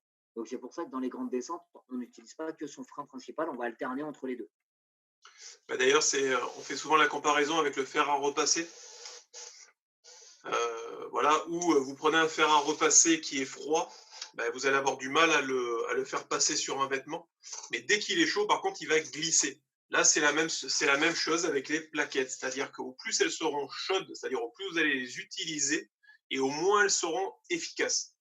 Donc voilà pourquoi c'est essentiel de travailler, de travailler tout ça. C'est comme l'accélération en montée, il va falloir travailler le bon régime. En gros, hein, je résume, hein, tu me dis. Oui, oui, bien sûr, c'est ça. Mais ça va être ça. Et ça prend du temps. ça, ça peut Oh, prendre oh, du temps. on ne Parce que c'est dirait pas, mais ça l'expérience, hein. prend du temps. Il faut, là, c'est pas de la théorie, c'est de l'expérience qu'il faudra mettre en place. Voilà. Un petit point aussi qu'on n'avait pas évoqué pour le démarrage en montée. La petite astuce que vous allez voir sur le simulateur, ou que vous avez vu d'ailleurs, c'est que quand vous allez avoir le frein à main, donc là je parle d'un démarrage en côte avec frein à main, vous allez avoir le frein à main, vous allez débrayer, donc je descends la pédale d'embrayage, je passe la première, et quand je vais légèrement embrayer, donc retirer mon pied de la pédale d'embrayage, je vais atteindre le point de patinage. Et avec une légère accélération, on va voir le capot avant en fait, de la voiture qui va se relever légèrement. Et là, ça veut dire que vous pouvez enlever le frein à main. Je résume peut-être grossièrement. Non, ça va, ça va. Voilà. T'es pas mal. En gros, c'est ça. Voilà. J'essaie d'être le plus clair possible. N'hésitez pas à me dire si je suis En suffisamment. gros, c'est ça. Alors là, il y a l'explication. Après, c'est vrai que quand on est en voiture, on fait comme je disais tout à l'heure, l'explication, on va démontrer, on va faire voir aussi comment ça se passe et on va surtout guider pour habituer notre cerveau à la procédure. Parce qu'il y a une procédure vraiment à faire, comme Yoann le disait. Et après une fois on sait utiliser cette procédure, on va le faire en autonomie après derrière. Alors, quand on dit démontrer, l'enseignant ne va pas aller à votre place. Hein. Non, non, il reste à sa place. Voilà, il le fait avec les doubles commandes. D'où l'avantage d'avoir des doubles commandes. Voilà, hein, on va être clair. Mais sert à ça. la démonstration est très importante dans l'apprentissage de la conduite, de manière générale. Alors, montée et descente des vitesses. Bon, voilà, hein, là, on y est justement à la montée. Donc, on l'a expliqué avec le petit schéma, d'ailleurs, qu'on a vu juste avant. Donc, j'ai un peu anticipé, je suis désolé. Connaître le principe du fonctionnement de la boîte de vitesse. Donc là, c'est la fameuse chaîne cinématique. N'est-ce point? Bien sûr. Qui est composée des roues, du moteur, de l'embrayage, du parfum, de la carrosserie. En fait, là, quand on parle surtout le principe du fonctionnement de la boîte, en règle générale, en leçon de conduite, on va faire un dessin de la boîte de vitesse. Et surtout, avant d'utiliser, de manipuler le levier de vitesse, savoir comprendre comment les vitesses vont devoir s'enclencher. Parce qu'il y a un petit ressort dans la boîte à vitesse. Et quand on va le pousser, il va revenir ce qu'on appelle, ce qui est au milieu de la boîte de vitesse, qu'on appelle le point mort. Et en fait, c'est surtout comprendre le principe et le fonctionnement de cette boîte à vitesse. Savoir à quel endroit on va situer la première, la deuxième, la troisième, la quatrième, la cinquième, la sixième, la marche arrière. La marche arrière est différente sur certains véhicules. certains concessionnaires surtout. Voilà, c'est surtout comprendre comment on va devoir et surtout à quoi elles servent. Voilà, c'est surtout ça. Donc là, on va faire un dessin tout simplement pour le voir en visuel, l'intérieur de la boîte à vitesse, pour savoir comment ça fonctionne à l'intérieur, avant de passer à la manipulation. Et avant de manipuler, il faut savoir pourquoi on va faire ça. Voilà, tout simplement. Et ce qu'il y a d'intéressant, justement, c'est ces deux cases, manipuler le levier de vitesse et manipuler le levier de vitesse sans regarder. Alors, ouais, parce que quand on est en leçon de conduite ou même sur le simulateur, c'est pareil. Au départ, ce qu'on a tous l'habitude de faire, et moi je suis passé par là aussi, hein, il n'y a pas très longtemps, euh, dans mon apprentissage de la conduite aussi. Euh, D'ailleurs, il va oui, falloir que tu penses à passer le permis, hein, il va falloir que je le passe parce que maintenant, une fois que j'ai fini ma formation, voilà, euh, je commence à attraper de la barre blanche depuis, mais bon. euh, il faut donc on va manipuler le levier, on va vous expliquer. Donc on l'a fait déjà dans le principe du fonctionnement, et après on va vous expliquer, comme je vous disais tout à l'heure, à avoir la bonne position de la main sur la boîte à vitesse pour pouvoir enclencher vos vitesses, savoir comment on va les passer. Après, au départ, ce qu'on a tous tendance à faire, c'est regarder sa boîte à vitesse. L'objectif, ça va être de le faire, mais sans regarder la boîte à vitesse. Donc au départ, on va vous laisser regarder, et après, on va vous dire de regarder devant vous. Pourquoi? Parce que quand vous êtes en conduite, on va vous demander de le faire forcément sans regarder la boîte à vitesse. Ce qu'il faut, c'est regarder ce qui se passe devant. Donc c'est pour ça qu'on va le faire en regardant la boîte, et après sans regarder la boîte, et s'habituer surtout à le faire sans regarder la boîte de vitesse. Important. Et à savoir que cette partie-là, l'utilisation de la boîte de vitesse, ou même le démarrage avec une boîte manuelle, donc il y a la boîte manuelle, vous passez les vitesses, boîte automatique, vous ne passez pas les vitesses, enfin, vous enclenchez la marche avant ou la marche arrière, point barre. Euh, c'est parce que c'est long que en boîte automatique, on n'est pas sur 20 heures minimum obligatoire, mais 13 heures minimum obligatoire, en gros. Exactement, parce qu'en fait, première compétence, comme on disait tout à l'heure, c'est l'utilisation de son véhicule, du regard, bien sûr. Mais là, donc du coup, avec la boîte automatique, on aura moins l'utilisation de ce véhicule parce que forcément, bon, on aura les principales commandes, bien sûr, mais on n'aura plus tout cet aspect mécanique de la voiture. Parce que là, ça va monter et descendre des vitesses, c'est l'aspect mécanique de la voiture. On n'aura plus tout cet aspect-là. Donc forcément, ça réduit considérablement le nombre d'heures de conduite. C'est pas besoin d'être mathématicien pour comprendre ça, c'est une question de logique. Et est-ce que en premier, alors c'est pareil, il y a marqué en premier, je dois valider monter les vitesses et ensuite rétrograder les vitesses. On va le faire en deux temps ou alors on va pouvoir mélanger un peu différentes choses en même temps en fait. Non, non, il faut le faire en deux temps. Pourquoi? Parce qu'il faut déjà comprendre la montée de la vitesse avant d'utiliser la descente. Ah mais je vais Pourquoi? pas Parce qu'en pouvoir monter 20 vitesses, on est d'accord. 6, Et ouais, mais au-delà, je fais comment du coup? au-delà de 6 vitesses. Ben, quand j'arrive à 6 vitesses, je fais comment si je peux pas rétrograder? Et ben après, là, on va vous l'expliquer. En fait, quand vous allez commencer à travailler la montée des vitesses, après, on va faire un freinage, tout simplement, avec précision. On peut s'arrêter autant, parce que souvent, on entend dire oui, il faut s'arrêter obligatoirement en deuxième, obligatoirement en troisième. Non, on peut s'arrêter à n'importe quelle vitesse qu'on ait. Tout dépend de la situation. En règle générale, on va vous demander d'utiliser votre frein moteur, comme je disais tout à l'heure, donc d'utiliser la descente de vitesse. Mais là, dans ce premier exercice, ça va être que la montée de la vitesse. Donc, on aura travaillé déjà le démarrage et l'arrêt. Donc là, on va faire la même chose avec première, deuxième, arrêt, première, deuxième, troisième, arrêt, et ainsi de suite. Une fois qu'on sait gérer la montée de la vitesse, là, on va travailler la montée, mais avec la descente. On va travailler par étapes, pareil. Donc, c'est-à-dire, on va commencer déjà à monter les trois premières vitesses et à descendre jusqu'à la seconde. Et après, travailler l'arrêt. Et crescendo, on va monter comme ça, crescendo, après la 3, la 4, et ainsi de suite. Euh, donc en gros, ce qui est important, enfin ce sur quoi il est important d'appuyer, c'est que il faut à chaque fois valider un point avant de passer au suivant. Et en fait, Exactement. c'est ce que certains enseignants ne font pas parce que ça les embête, tout On simplement. peut pas, on peut pas survoler ce que je disais tout à l'heure, surtout en première, en deuxième compétence, on ne peut pas survoler ces compétences-là. C'est impossible. On ne peut pas passer à un objectif, parce que ça, on appelle ça des objectifs de travail. On ne peut pas passer à l'objectif supérieur si celui d'avant n'a pas été validé. C'est impossible. Autrement, votre formation, eh ben, elle ne sera pas bonne et on va se retrouver avec des mauvais acquis et des fondations qui ne sont pas bonnes, tout simplement. Je fais souvent la comparaison avec les personnes qui vont faire un diplôme. Bon, l'exemple fonctionne avec un CAP comme avec un bac plus 5. Ça fonctionne pareil.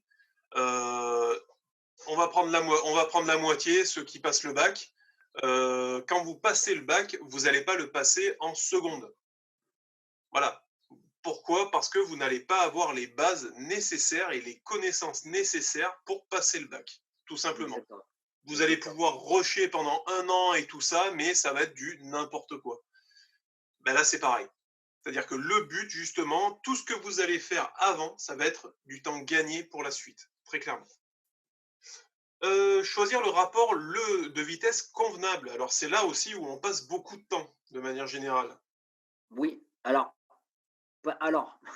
ça c'est pareil, c'est le genre de truc moi qui m'exaspère, mais beaucoup de ça m'exaspère parce qu'il y a beaucoup d'enseignants. Alors, je remets pas la faute sur les enseignants, c'est surtout, sur, les formateurs des enseignants, certains, qui vont former en disant, voilà, on va passer la première, la première à 0 forcément, la deuxième à 20, la troisième à 40.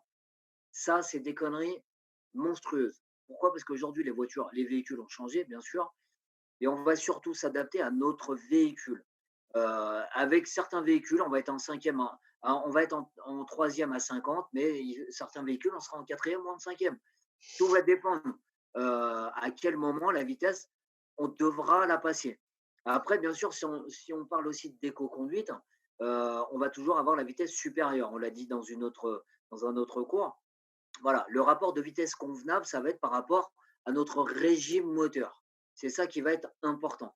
Le problème, c'est qu'il va falloir, dans un premier temps, savoir écouter son régime moteur.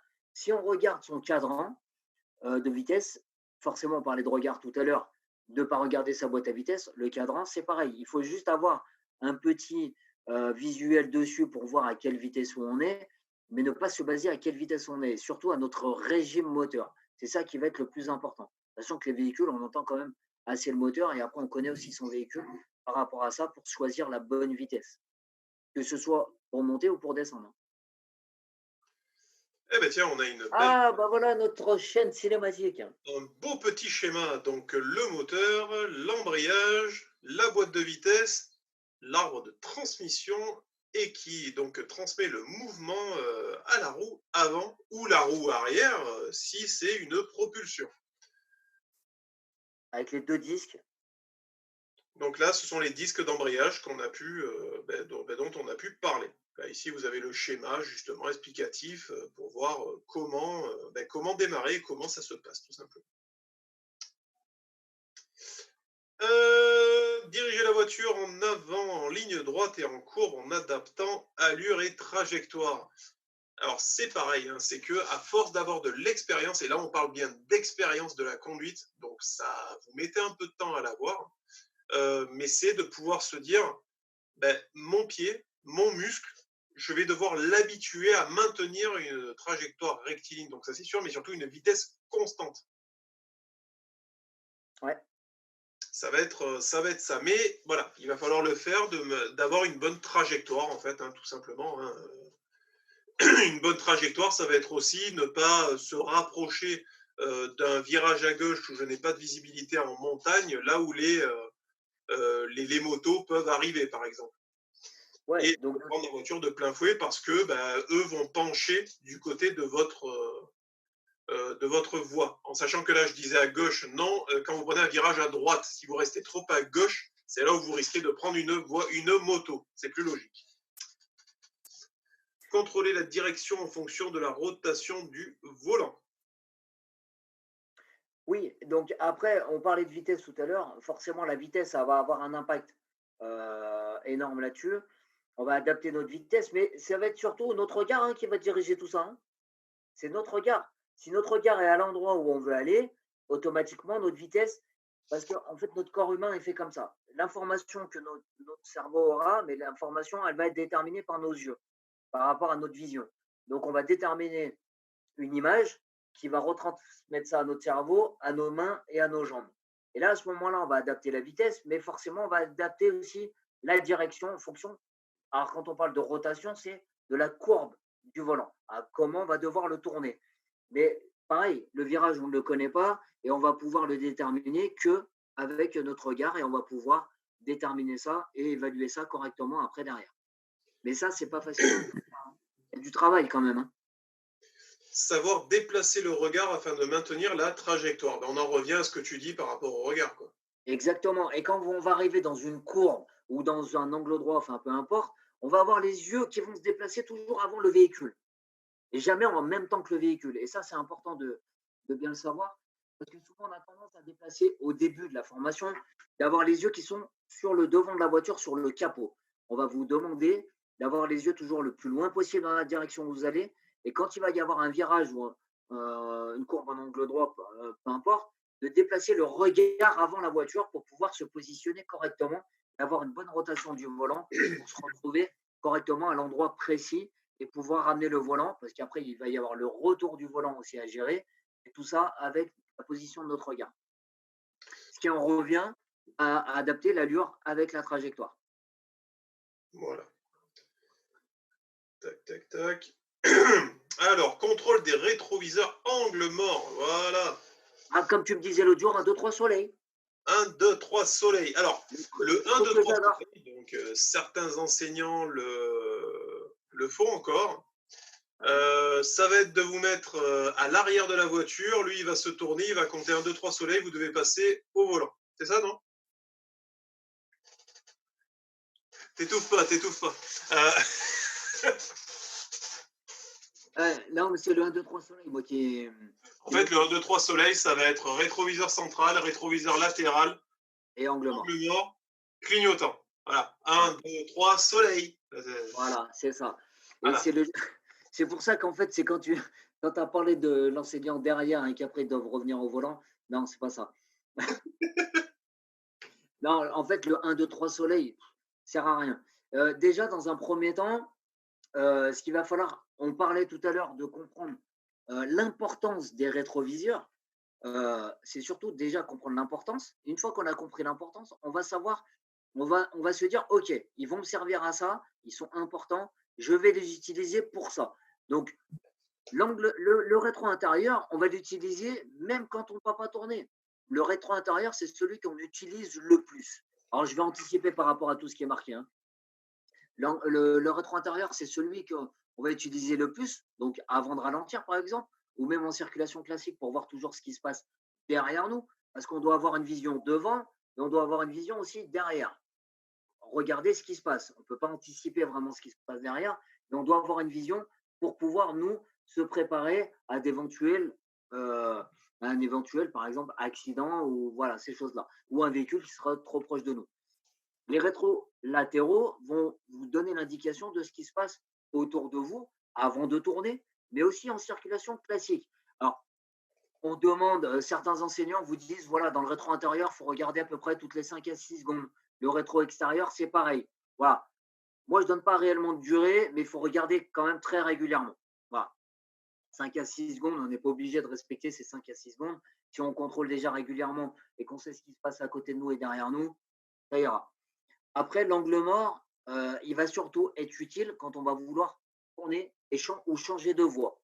Donc, si on veut changer de voie, eh ben, une fois qu'on a regardé notre rétro intérieur pour voir ce qui se passait derrière, on va compléter notre rétro intérieur avec le rétro latéral pour regarder ce qui se passe à côté, forcément, qu'on prenne l'information à côté, mais surtout sur une longue distance, comme je disais tout à l'heure. Et l'angle mort va nous permettre de compléter le rétro extérieur en regardant ce qui se passe à côté du véhicule, autour du véhicule. Voilà. Donc là, c'est un complément, l'angle mort au rétro intérieur. Mais il y a cet ordre bien précis. On part de l'intérieur jusqu'à l'extérieur.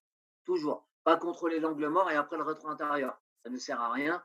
Pourquoi? Parce qu'on doit regarder ce qui se passe derrière si on doit ralentir déjà en premier. Voilà. Et une fois qu'on a contrôlé ce qui se passait autour de nous, c'est à ce moment-là, si on peut y aller, je dis bien si on peut y aller, où on va avertir où on va, avec son clignotant. Voilà. Alors après, il y a l'utilisation des clignotants, le signal de détresse et les feux stop. L'enseignant peut demander en roulant, tiens, ben, allume-moi les feux de détresse. Ou Oui, tiens, bien sûr. allume-moi les feux. En fait, le but, encore une fois, c'est d'avoir ce réflexe, là, par contre, on va dire, de pouvoir dire feu de détresse, c'est là. Klaxon, c'est là. En fait, ça, C'est par ça. contre, oui, il faut l'avoir en réflexe pour pouvoir intervenir très rapidement. Il faut qu'on sache où il se situe. Alors déjà, alors même si vous avez l'habitude d'une voiture, vous achetez un autre véhicule, avant de démarrer, avant de partir, avant de faire quoi que ce soit, repérez toujours les commandes, les principales commandes de la voiture. Ça, c'est important qu'on sache toujours où elles sont. Nous, en formation, on va vous l'apprendre régulièrement. On va vous l'apprendre en statique, mais aussi en conduite. Parce qu'il faut savoir les utiliser aussi en conduite. Et la difficulté en conduite, c'est qu'il ne faut pas regarder où elles sont. Il faut qu'on sache déjà où elles se situent. Donc là, à ce moment-là, il va falloir qu'on le travaille en circulation réelle. Voilà. Donc, les clignotants, les feux de détresse, les feux de stop, les appels de stop aussi. Savoir comment on les utilise. Comme je disais encore hier dans le cours d'hier, les appels de feu de stop se font avec la pédale de frein qui va allumer vos trois feux de stop à l'arrière du véhicule pour avertir le véhicule de suiveur qu'on va ralentir.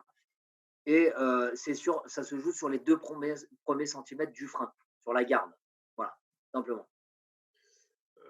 Et puis ensuite, à quel moment avertir? Bon, ben ça, il y a beaucoup de codes qui revient au final, hein.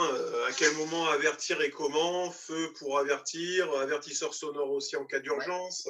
Ça revient à ce que je disais tout à l'heure. Si le code a été bien travaillé avec les procédures que Drive9 vous donne au départ, ces procédures, elles sont pas là pour rien. C'est surtout pour vous permettre de progresser, bien sûr, sur la théorie, sur le code, mais c'est surtout aussi pour vous permettre de progresser aussi en voiture, parce que la théorie va avec la pratique. Et ça, là-dessus, j'insiste bien dessus. Parce que s'il n'est pas travaillé correctement, derrière, alors on aura l'examen du code, c'est bien, c'est très bien, félicitations à tout le monde, sauf que derrière, eh ben, on va devoir passer plus de temps sur cette théorie en voiture. Et on le verra quand on fera un prochain cours sur la deuxième compétence. C'est là où il va être très utile. Exactement. Alors là, bon, on voit un schéma magnifique, n'est-ce point, avec les angles morts, en sachant que sur ce schéma, par exemple, on a parlé des angles morts, mais un angle mort dont on parle pas, enfin, dont je parle pas ici en tout cas, mais les enseignants en parlent, ça va être les deux montants, les deux poteaux que vous avez sur le côté du pare-brise et qui vous cachent un petit peu quand vous arrivez à une intersection ou un rond-point ou un giratoire plus exactement, n'est-ce pas, mon cher Jamy, qui, Oui, qui ouais, peut boss. cacher un véhicule d'ailleurs qui arrive. Exactement. Et alors, pourquoi ces montants sont de plus en plus gros?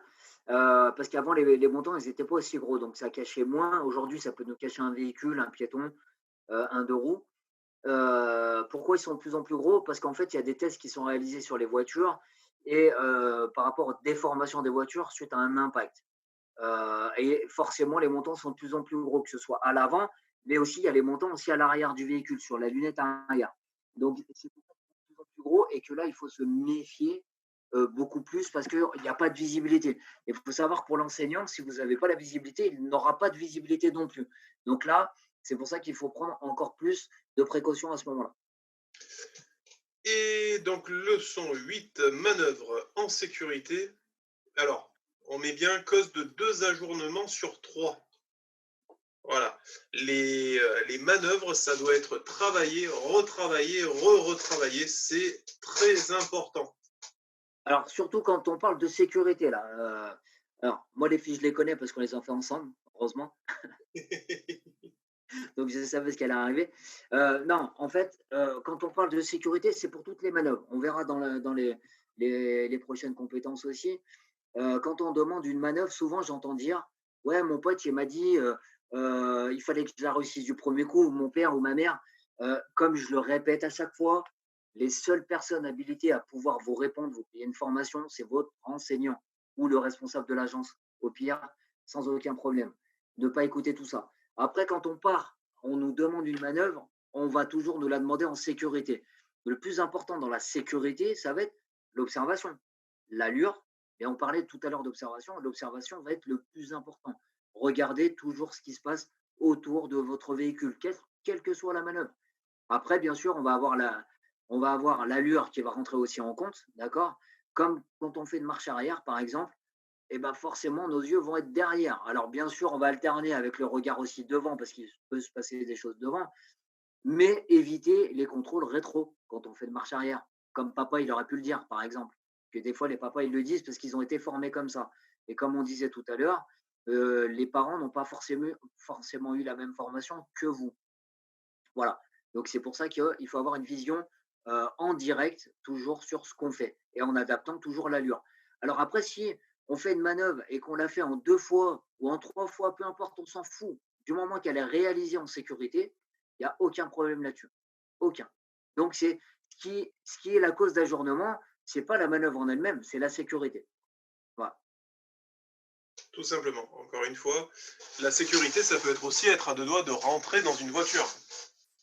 Oui, bien sûr. Rentrer Voilà. dans un véhicule, rentrer dans un trottoir, dans un piéton, se faire rentrer dedans parce qu'on n'a pas été assez sécuritaire à ce qui se passait autour. Là, on parle de reculer en ligne droite. Donc, reculer en ligne droite, ça va être surtout savoir ce qui se passe derrière et devant, et surtout ne pas s'écarter du bord de la chaussée pour se retrouver au milieu de la route.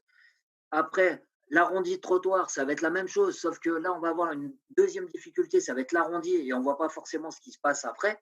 Donc là, il va falloir adapter l'allure et contrôler ce qui se passe derrière l'arrondi, derrière aussi le véhicule au loin et aussi ce qui se passe devant. Donc il va y avoir 3 difficultés.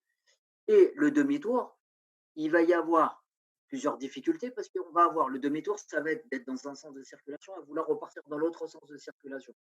Donc là, il va falloir regarder avant de partir, adapter son allure, bien sûr, et regarder ce qui se passe à gauche, à droite et derrière pour pouvoir assurer la sécurité correctement.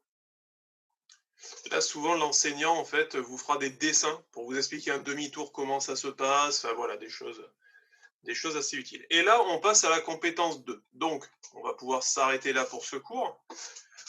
En espérant avoir été relativement clair et le plus transparent possible, encore une fois, ça nous tient à cœur. L'objectif, c'était de vraiment mettre en avant le pourquoi cette compétence 1 peut prendre du temps sur la formation. Et l'idée, c'est de faire aussi la compétence 2 et voire même la compétence 3-4 dans une seule vidéo. Peu importe, il n'y a pas de problème. Voilà. Pour justement que vous ayez en tête tout cela, que vous n'ayez pas de surprise, en fait. C'est aussi simple que ça. Une fois que vous avez vu ça, voilà, vous savez bien manier le véhicule, ben là, vous allez pouvoir vraiment faire attention aux autres. Vu que c'est ça le plus important, en fait, c'est que vous faites vraiment attention aux autres et vous allez pouvoir être confronté à la réalité. Et on parlait de sécurité dans les manœuvres, mais c'est la sécurité tout court. Tout court. Donc la sécurité vient de votre observation. C'est pour ça que le cours là sur la compétence 1 de la formation, alors oui, c'est plus de la pratique qu'on vous fait en théorie, hein, bien sûr. On a résumé un petit peu ces premières compétences, mais au moins, ça vous évitera quand vous serez en voiture de se dire, ouais, je passe du temps dessus, je suis pas bon. Comme on disait tout à l'heure, il n'y a jamais d'élève qui est nul. Un élève est là pour apprendre, comme nous, on est des élèves aussi quand on fait des formations, quand on apprend certaines choses. Voilà, on est là pour apprendre des compétences, pour acquérir des compétences, et vous êtes là pour apprendre. Là, l'objectif, c'est vraiment de comprendre la formation, comment elle est découpée, pour se dire, voilà, aujourd'hui, voilà, j'ai été évalué à 35 heures, mais pourquoi? Et là, il faut comprendre pourquoi. On parlait de l'évaluation tout à l'heure. L'évaluation, elle a été faite avec des tests psychotechniques, comme Johan le disait, et ces tests-là, ils n'ont pas été faits à la légère. Et quand on fait une évaluation sur le simulateur, alors je parle d'une autre de simulateur, parce que les autres, je ne les connais pas, voilà, d'une autre de simulateur, on sait que là-dessus, par rapport à un enseignant, on ne va pas évaluer, nous, en tant qu'être humain, par rapport, sur les mêmes compétences. Et donc, c'est pour ça que c'est beaucoup plus fiable de le faire avec le simulateur que de le faire avec un enseignant. Parce qu'avec un enseignant, on ne va pas être forcément très objectif à chaque fois. Voilà. Alors que là, on est vraiment très objectif et vous n'avez pas de surprise à la fin de votre formation. Normalement, si après la théorie avait bien été travaillée aussi au départ. J'insiste bien là-dessus, hein. Voilà, donc ben, on va conclure sur ces bonnes paroles, mon cher Yannick. Et Ah, puis, c'est mieux que jamais quand même, hein. Ah, j'en ai des surnoms, moi, hein. Waouh! on essaye à chaque fois. Ouais, on essaye, Bon, ouais. sur ce, on vous remercie en tout cas de votre participation encore une fois. Si vous avez des questions, vous n'hésitez pas à nous les transmettre, même à les mettre en bas des vidéos YouTube. Ouais. On aura un plaisir d'y répondre. Alors, Et puis, ben, on vous dit à demain. Alors, demain, ça alors, sera le remplissage d'un constat amiable pour ne pas se faire avoir. alors là, avec un expert assurance, hein, Ouais. avec notre chère Ève, qui sera Voilà, donc avec nous. agent général AXA et Ah, qui attention, va, on leur fait de la pub parce que vraiment ils ont été le plus transparent possible avec nous et on va pouvoir faire, vraiment, quelque chose de qualité. Donc n'hésitez pas à venir pour et poser des questions, ce que c'est vous avez notre en tête. partenaire principal, hein, quand Voilà même, hein. et donc à Voilà, 18 heures. À 18 heures. à 18 h Voilà demain mes chers élèves. et surtout n'hésitez pas à venir demain, c'est vraiment super important. Ça peut être très utile pour vous. Pour moi aussi, ça va être utile. Je vais pouvoir Passez revoir Eve que j'ai pas vue depuis longtemps. passez une bonne soirée en tout cas à tous, hein, et à demain en forme.